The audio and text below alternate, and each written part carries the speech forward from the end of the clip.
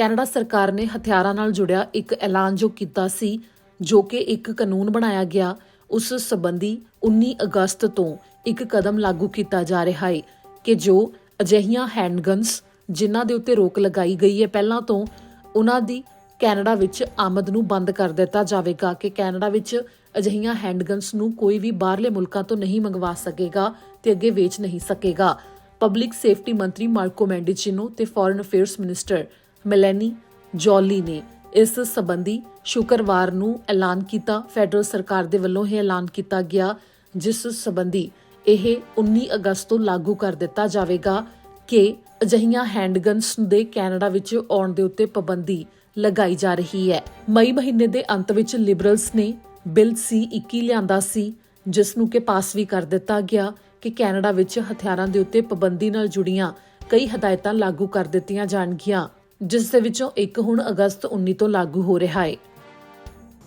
And today I'm pleased to be back right here in Toronto in our hometown, Yvonne,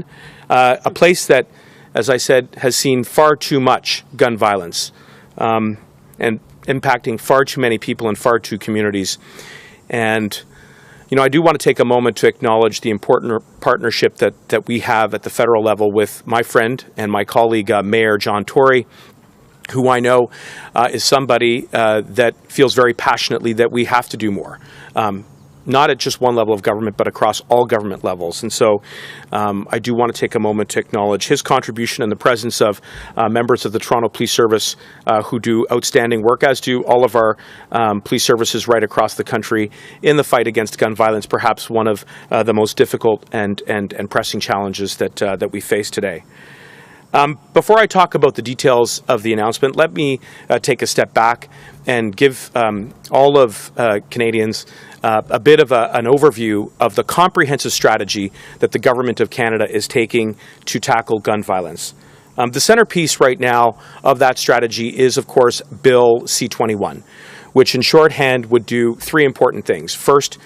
introduce and implement a national handgun freeze, reversing the growth of that type of gun on approximation of about 55,000 new registrations each and every year, so people can visualize exactly how much that particular style of gun is growing in Canada. Second, it would introduce red flag and yellow flag protocols to reverse the alarming trend in the connection between domestic violence and the presence of guns, which between 2013 and 2019 went up over 30%. And third and finally, Bill C-21 would introduce new tools for law enforcement, including stiffer sentences for those organized criminals, those hardened criminals who would try to attempt to terrorize our communities by illegally importing them across our borders and then trafficking them within our communities, but equally give them new wiretapping powers so that we could interdict those guns before they get into our communities in the first instance. I said when we introduced this bill that we needed to pass it as quickly as possible, and I'm continuing to call on all MPs to read the bill, to study the bill, and to put it into law as quickly as possible.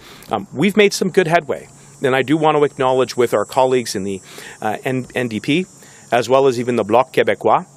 which I'm grateful for, and we're going to continue to work with those parties. Unfortunately, it's the Conservatives who continue to obstruct the passage of this bill, something that we have become very familiar with over the last number of years as they continue to block efforts to pass C-21, as they have said in the past that they would pull back on the national ban that we put into place for assault-style rifles, which have led to some of the most devastating shooting tragedies right across the country. It's one of the reasons why it's important, it's imperative that we continue to move forward with the mandatory buyback program, which will see those AR-15 style rifles removed from our communities once and for all.